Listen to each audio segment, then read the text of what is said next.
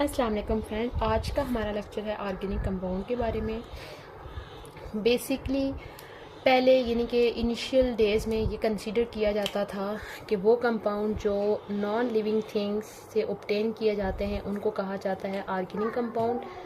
Non living thing जैसे साइल हो गया, उसके बाद रॉक्स, यानी उनके मुताबिक, साइंटिस्ट के मुताबिक वो कंपाउंड जो नॉन लिविंग थिंग जैसे साइल, रॉक से ऑब्टेन की जाती हैं उनको बोलते हैं इनऑर्गेनिक कंपाउंड।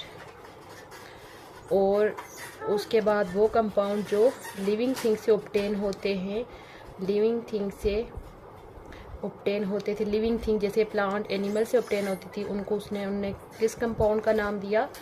ऑर्गेनिक कंपाउंड का नाम दिया। यानी कि ये जो आप समझ लें कि 18वीं सदी और 19वीं सदी के जो साइंसदान थे उनका ये कंसेप्ट था। अच्छा, उसके बाद यानी कि एक थ्योरी, उस दौर में एक थ्योरी थी 1809 में, और वो थ्योरी कौन से साइंटिस्ट ने दी है? बर्जीलियस ने वो थ्योरी दी थी। बर्जीलियस यानी इस साइंटिस्ट का ये मानना था कि ऑर्गेनिक कंपाउंड को लैब में तैयार नहीं किया जा सकता। ऑर्गेनिक कंपाउंड को लैब में तैयार नहीं किया जा सकता क्योंकि ऑर्गेनिक कंपाउंड को तैयार करने के लिए एक स्पेशल फोर्स की ज़रूरत होती है। उस फोर्स को क्या कहा जाता है?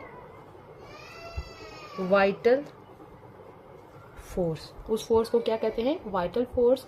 और ये फोर्स जो होती है ये जस्ट किस में प्रेजेंट होती है? लिविंग थिंग्स के अंदर प्रेजेंट होती है। तो इसी वजह से ऑर्गेनिक कंपाउंड को लैब के अंदर प्रिपेयर नहीं किया जाता।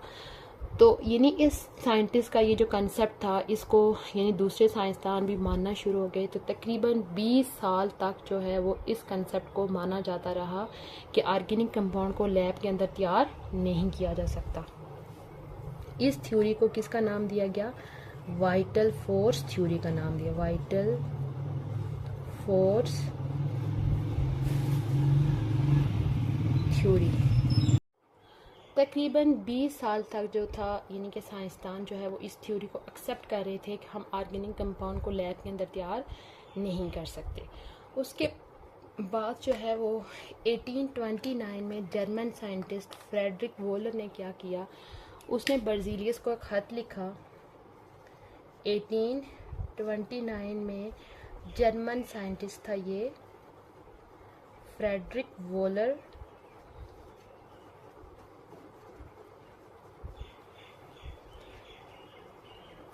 इसने बर्जीलियस को खत लिखा कि मैं ऑर्गेनिक कंपाउंड यानी यूरिया को लैब के अंदर प्रिपेयर कर सकता हूँ और मुझे किसी भी एनिमल के किडनी की ज़रूरत नहीं है।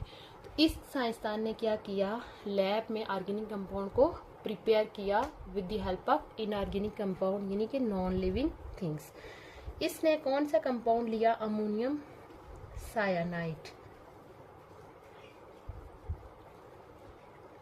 यानी इस कंपाउंड को यूज़ करके इसने क्या किया? यूरिया प्रिपेयर किया।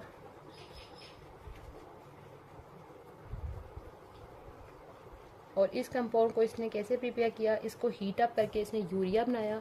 और यूरिया यानी कि ये ऐसा कंपाउंड है जो मेमल्स के यूरिन के अंदर होता है, यानी कि इसमें ह्यूमन भी आते हैं, ह्यूमन के यूरिन के अंदर ये कंपाउंड प्रेजेंट होता है। अब यानी आप कह सकते हैं कि urea first man made organic compound है। First man made organic compound.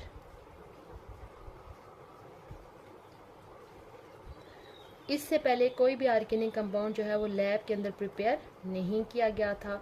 और या आप ये भी कह सकते हैं कि ये ऑर्गेनिक केमिस्ट्री का फर्स्ट रिएक्शन है। फर्स्ट रिएक्शन यानी फर्स्ट रिएक्शन है जिसके अंदर ऑर्गेनिक कंपाउंड को इनऑर्गेनिक कंपाउंड की मदद से प्रिपेयर किया गया था। और ये कंपाउंड सबसे पहले कौन से साइंटिस्ट ने प्रिपेयर किया? फ्रेडरिक वोलर ने। अब यानी कि जो इस थ्योरी की वजह से आप कह सकते हैं कि ऑर्गेनिक केमिस्ट्री यानी एक बहुत बड़ा चैप्टर केमिस्ट्री का क्लोज था जिसके ऊपर साइंटिस्ट बिल्कुल भी रिसर्च नहीं कर रहे थे। लेकिन फ्रेडरिक वोलर ने, आप समझ लें कि तमाम साइंटिस्ट के लिए केमिस्ट्री के अंदर एक न्यू चैप्टर ओपन किया जिसको ऑर्गेनिक केमिस्ट्री कहा जाता है। इस वजह से फ्रेडरिक वॉलर को फादर ऑफ ऑर्गेनिक केमिस्ट्री भी कहा जाता है, फादर ऑफ ऑर्गेनिक केमिस्ट्री। तो यानी इस साइंसदान ने जब ये कंपाउंड डिस्कवर कर लिया तो उसके बाद ऑर्गेनिक केमिस्ट्री की एक न्यू डेफिनेशन बनी। पहले डेफिनेशन क्या थी?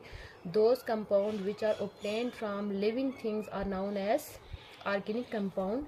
बट यानी कि आप समझ लें कि अब इसकी एक न्यू डेफिनेशन जो है, इस डिस्कवरी के बाद एक न्यू डेफिनेशन की गई। The compound of carbon and hydrogen is known as compound of carbon and hydrogen and their derivative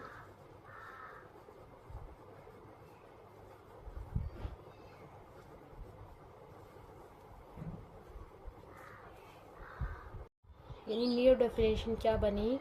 compound of carbon and hydrogen, carbon और हाइड्रोजन कंपाउंड और उनके जो डेरिवेटिव्स होते हैं उनको ऑर्गेनिक कंपाउंड कहा जाता है। और ऑर्गेनिक कंपाउंड की स्टडी को क्या बोलते हैं? Organic chemistry. अब यहाँ पे आप देखें लिखा हुआ है compound of carbon and hydrogen, यानी कि ऑर्गेनिक केमिस्ट्री में हम दो तरह की चीज़ों को स्टडी करते हैं। कंपाउंड ऑफ कार्बन और हाइड्रोजन यानी कार्बन और हाइड्रोजन के कंपाउंड यानी CH4, इनको क्या कहा जाता है? हाइड्रोकार्बन्स भी कहा जाता है, हाइड्रोकार्बन्स। और इस कंपाउंड का क्या नाम है? मीथेन। यानी इस कंपाउंड को क्या बोलते हैं? मीथेन, या इसको बायोगैस भी कहा जाता है। उसके अलावा दूसरी चीज़ लिखी हुई है दियर डेरिवेटिव। डेरिवेटिव से क्या मुराद है? दियर डेरिवेटिव्स। डेरिवेटिव से क्या मुराद है कि जैसे ये कार्बन और हाइड्रोजन का कंपाउंड है ना CH4, इसके अगर ये चारों हाइड्रोजन रिप्लेस करके इसकी जगह अगर कोई और कंपाउंड यानी और एलिमेंट आ जाए CCl4, या इसके यानी कि 2 हाइड्रोजन रिमूव होके इस तरह से कोई आए, तो ये हमारे पास यानी कि ये भी ऑर्गेनिक कंपाउंड है और ये भी ऑर्गेनिक कंपाउंड, और बेसिकली ये क्या है? ऑर्गेनिक कंपाउंड के डेरिवेटिव हैं। इन तमाम कंपाउंड की जो स्टडी है वो किस में की जाती है? ऑर्गेनिक केमिस्ट्री के अंदर की जाती है। उसके अलावा एक और चीज़ आपने याद रखनी है, यहाँ पे लिखा हुआ है compound of carbon and hydrogen. इसके अलावा कुछ कार्बन के कुछ कंपाउंड ऐसे भी होते हैं जो ऑर्गेनिक कंपाउंड में कंसीडर नहीं किए जाते। वो कौन कौन से कंपाउंड हैं? जैसे कार्बाइड है, उसके बाद कार्बोनेट है, कार्बोनेट्स यानी कि ये जिस तरह से होता है CaCO3 कैल्शियम कार्बोनेट, उसके बाद कार्बन डाइऑक्साइड, कार्बन मोनोऑक्साइड, ये ऐसे कंपाउंड हैं जिनके अंदर कार्बन तो है लेकिन ये ऑर्गेनिक कंपाउंड नहीं है, बल्कि ये कौन से कंपाउंड हैं? इनऑर्गेनिक कंपाउंड हैं, क्योंकि इनकी प्रॉपर्टीज़ जो होती हैं वो ऑर्गेनिक कंपाउंड से टोटली डिफरेंट होती हैं। ये था हमारा आज का लेक्चर ऑर्गेनिक कंपाउंड के हवाले से, लेक्चर नंबर 1।